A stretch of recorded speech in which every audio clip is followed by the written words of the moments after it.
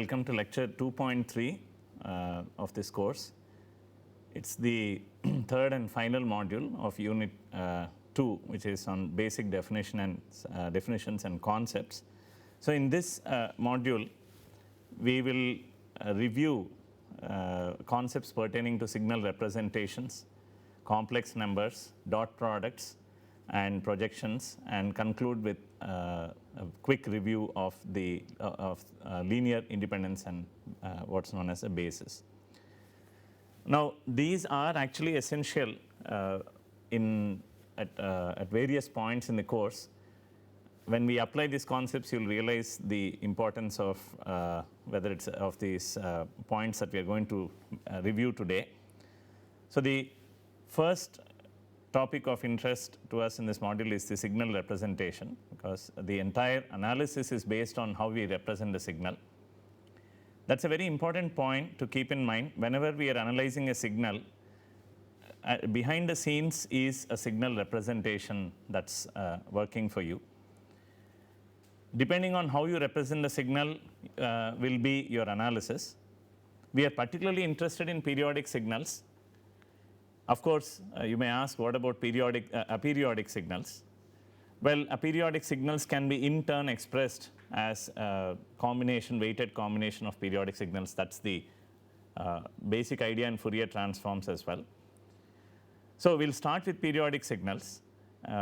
If I have a periodic signal with a single frequency, then I can write it as that I've shown in equation 1 here, x of t as a cosine omega t. It's a continuous time periodic signal. A is said to be the amplitude and omega is said to be the frequency. Of course, omega is it's the angular frequency. The cyclic frequency would be dividing by 2 pi. Now, a quick note on this amplitude. This amplitude is not the value of the signal at any point in time. It's rather the maximum or the minimum. Essentially, it's the magnitude of the extrema of x. So you can imagine the periodic signal as a constant riding on a cosine or a sine wave. It could be sine as well. So that's the basic signal representation. Of course, not all periodic signals can be represented with this single expression. But that's the idea in Fourier series. If I have another periodic signal, I could express that another periodic signal in terms of these cosines and sines and so on. When the amplitude itself, that is the extrema itself, is changing with time, then we say that there is an amplitude modulation. Further, we can bring about a phase modulation. Now, what is phase here? Loosely speaking, phase is the product of omega times t here. This phase is different from the phase lag that we normally use. So you should not get confused between these two. So whenever I have an amplitude modulation and phase modulation, I have the expression here in equation 2. It's natural generalization of the representation in 1. We can further generalize this to obtain what is known as a complex representation of a signal. So equations 1 and 2 are for real valued signals. What if I choose to have a generalized representation such as the one in equation 3? The question that comes to mind is, why do I need a complex representation when the signals that I'm dealing in real life are actually real value? But we will answer this question at a later time when we speak of so-called analytic signals. Remember, we are talking of signal representation. Whenever we talk of signal representation, all that we are looking at is how to represent the bunch of numbers that I have in the signal. And there are numerous ways of doing it. The complex representation is particularly useful in time frequency analysis, particularly in the evaluation of so-called instantaneous frequency, as we learn later on. So we will not really dwell into this so-called generalized or complex representation of a real valued signal. In the signal representation, now we have come across this complex numbers and so on, and we will encounter these complex numbers very frequently in Fourier analysis. So a quick roundup of complex number theory. Complex number is nothing but a point in the two-dimensional complex plane where the horizontal axis is conventionally the real part of the complex number and the vertical one is the imaginary one. So fairly straightforward. The of particular importance is the polar representation of the complex number, where we rewrite the complex number in terms of what is known as a magnitude and a phase or an argument or an angle and so on. So there is a relation, one-on-one relation between the magnitude and the phase and the real and imaginary portions, as I've shown in the schematic here. R is the amplitude, it is the magnitude of the complex number, and theta is the phase or the argument of the complex number. In complex number, in the analysis of complex numbers, we often encounter what is known as a complex conjugate. That's fairly straightforward to understand. The sign of the imaginary part is reversed, and therefore I can write the z star. There is a small mistake here. It should be r e to the minus j theta. I'll correct that for you. And the real and imaginary parts of the complex number can be rewritten in terms of the number and its conjugate itself. Likewise, the magnitude can be expressed as a product of square root of the product of z and z star, and the phase of the argument is nothing but the tan inverse of the imaginary over real part of the complex number. So these are the basic concepts that one should be familiar with in dealing with the transforms. Now moving on, one of the key linear algebra operations that we would be involved in signal analysis. Remember, we are performing operations on signals when we are analyzing them. So one of the key operations that we'll be performing is what is known as a dot product, and this is a fundamental operation that one would encounter in all signal analysis. We learn this in high school mathematics. The dot product dot product of two real valued vectors v and w, we say that they are in the n-dimensional Euclidean space, is defined as shown in equation 4 here. It's nothing but the element-wise product and summation of those element-wise products of the two vectors. Obviously, they have to be both of the same dimension. You could interchange the order of the inner product, so it's not sensitive to the order. However, if v and w are complex valued, the ordering matters, as we will see shortly. Now, the dot product is a special case of what is known as an inner product in vector algebra or linear algebra, which is denoted by this left and right angular brackets, and the length of a vector denoted by this norm here, these double dashed lines, is nothing but the square root of the dot product of the vector with itself, and the dot product is also the squared 2 norm of the vector itself. Okay, so these are some of the useful relations, and in MATLAB you can compute the dot product between two vectors using the dot command. Now further insights into the dot product. Earlier we saw linear algebra perspective. Now the geometrical definition of the dot product can also be obtained. You can show that the dot product is nothing but the magnitude of v times magnitude of w, that is the length of v times length of w times cosine theta. That gives us also a definition of the angle between two vectors in terms of the dot product. Clearly from this result, if these two vectors are orthogonal, then cosine theta is 0. Naturally, then the inner product is 0. So that's a quick check for orthogonality of two vectors, and in fact it also constitutes a definition of orthogonality. And the standard Schwarz inequality on the dot product, we will use this at some point in time. In fact, we'll use this in probably deriving the duration bandwidth principle at a later time. And for complex valued vectors, the ordering matters, as I mentioned earlier, but the rest of the operation is the same. The key difference is, instead of taking the transpose, we take what is known as the complex conjugate transpose, also known as the Hermitian of the vector. And scalar number that comes out of this dot product operation can be complex valued. Therefore, in evaluating the angles between these complex vectors, we only use a real portion of it.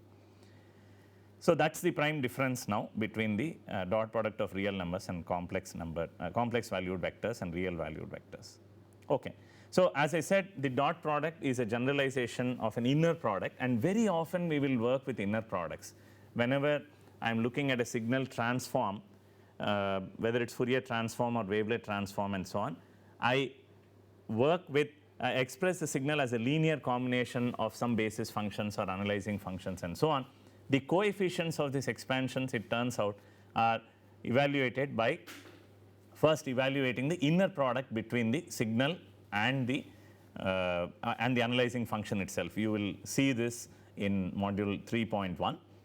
So the inner product between two vectors is a product that has to satisfy these properties known as conjugate symmetry. Conjugate because we want to take into account complex valued vectors.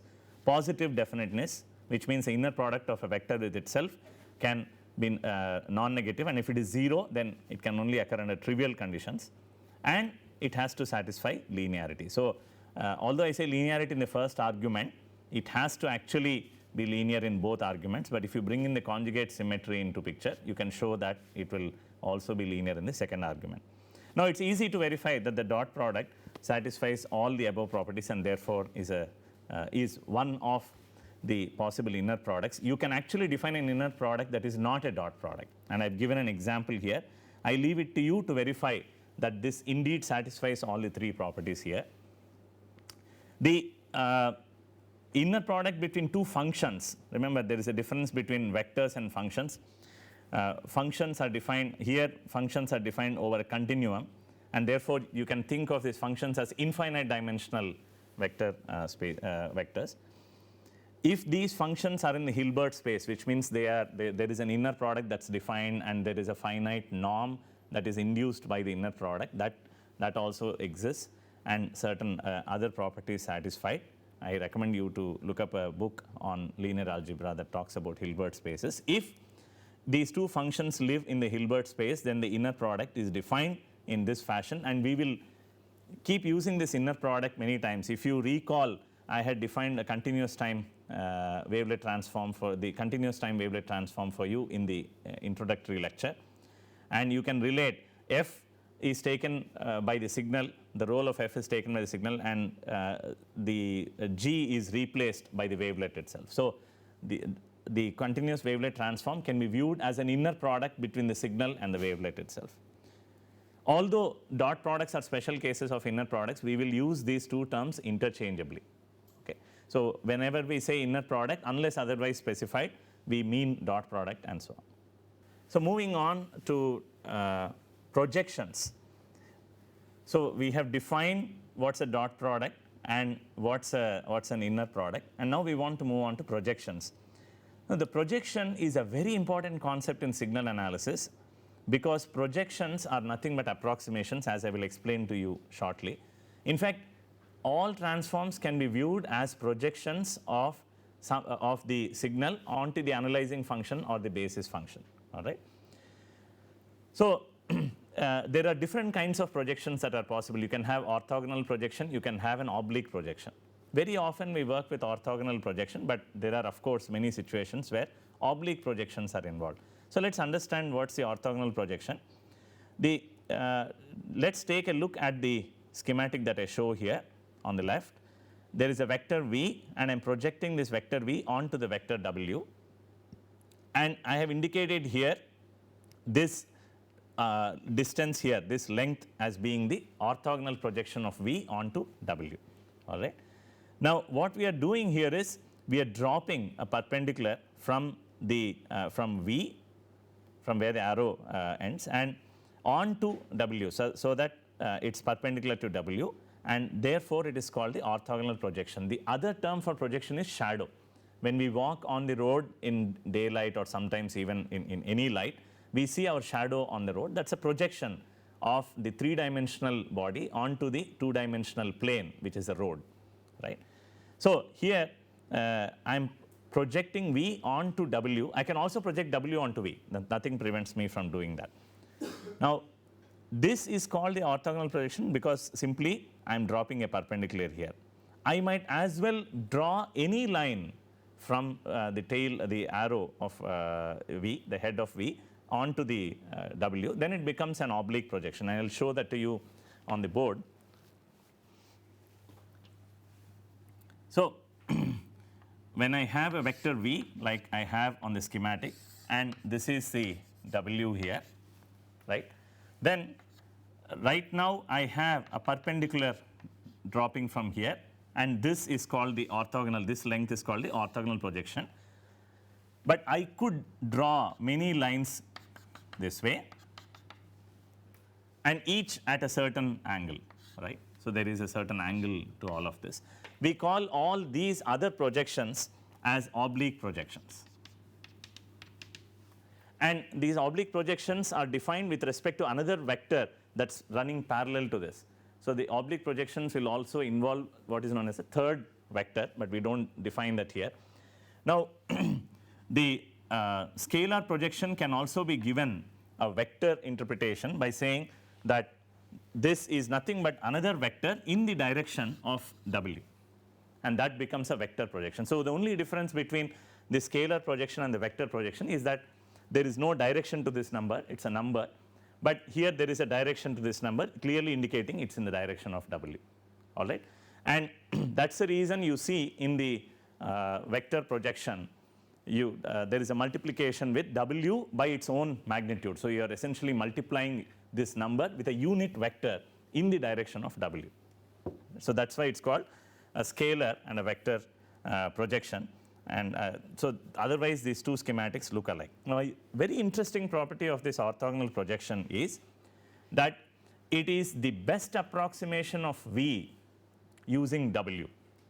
So if I want to express v using w, then the scalar, the orthogonal projection offers the best projection in the minimum mean square error sense. In other words, by if I look at this vector projection here, this is the error. So vectorially, if I call this as E and this as the orthogonal projection, let's call this as V hat, I can write therefore vectorially as V being V hat plus E. So this is the error that I'm making in approximating. If I approximate V with V hat, this is the error that I'm making. For all other projections will give me a larger magnitude of E, and that should be fairly obvious if I look at this. And this is also the so-called least squares solution or least minimum mean square error approximation of V using W. Okay, so that is the most important property of the orthogonal projection. And now you can understand why projections and approximations are very closely related. We will use this concept of projections time and again in Fourier transforms and wavelet transforms and so on. So we'll conclude this module with the concepts of linear independence and basis, because we will need this when we talk of DWTs and so on. The concept is fairly straightforward. A set of vectors is said to be linearly independent if and only if their linear combination is 0 under trivial conditions. Okay, that means, so what is a linear combination? This is a linear combination. If this is 0 only under trivial conditions, then we say it linearly independent. Which means if it is 0 under non-trivial conditions, which means I can find non-zero constants that will result in a zero valued linear combination, then we say that the vectors are linearly dependent. And what linear dependence naturally means is that one vector can be expressed as the combination of others. So let me give you an example of a set of linearly independent vectors. So if I look at these vectors here, 2 and 5, so this is V1 and this is V2, then these two vectors are linearly independent, because simply I cannot express one as a scalar multiple of the other. Okay. The other way of saying it is I cannot find a non-trivial solution to this equation. All right. On the other hand, if this was 1, 1 and 2, 2, then it's obvious that V2 and V1 are linearly dependent. So that's the basic idea. Now, a quick note on the connection between linear independence and orthogonality. So earlier we had this vector and we showed we realized that these two vectors are linearly independent, but that doesn't mean that they are orthogonal. Very often it's confused. what is the way to check orthogonality? I compute the dot product, and if it turns out to be 0, then I say that they are actually orthogonal. So the dot product between these two vectors is 1 times 2 plus 1 times 5, and that comes out to be 7, which is not 0, and therefore it is not orthogonal. On the other hand, all orthogonal vectors are linearly independent, and that I will leave it to you to check. All right. There is a special feature of that is a special feature of this orthogonality, and orthogonality is desirable in compact representation, signal compression, and so on. So finally, we talk of span and basis. Span of a set of vectors is nothing but the linear combination. So we saw the linear combinations in the context of linear independence. Now we are talking of basis. A set of vectors is said to be the basis for a vector space W. Whatever that vector space is just a matter of notation. If two conditions are satisfied, the vectors are linearly independent, which means as Gilbert-Strang puts it, don't have too many vectors. What we mean by basis is how many basic elements you require to express all the vectors in the vector space. So if you have too many, more than required, then that means that you will bring about a linear dependence between them. So you don't want that, and you don't want too few, which means if you choose fewer than required, then you will not be able to span the entire space. What we mean by span is to be able to generate all possible combinations, right? So the classic, if you take the two-dimensional real space, the classic set of bases are 1, 0 and 0, 1. So those are the two different basis vectors that we normally are given as examples, 1, 0 and 0, 1. But I might as well choose these two as the basis for the two-dimensional real number space, because this also can span the entire two-dimensional space. They are linearly independent. The only difference between these two is that this is orthogonal and this is linearly independent. So since orthogonal basis vectors are also linearly independent, basis admits orthogonal basis. In fact, orthogonal basis is a highly desirable feature, as I said earlier, in signal compression and so on. And finally, the number of vectors in the basis set for a vector space is said to be its dimension. So these are the basic concepts that we'll require before we move on to the world of Fourier transforms, wavelet transforms, and so on. I would suggest that you make a good reading of the book, particularly by Gilbert-Strang, because it gives you very nice ideas on, very nice insights into linear algebra. It's an excellent book, very renowned book. Please go through some additional reading before you jump to the next unit. Thank you.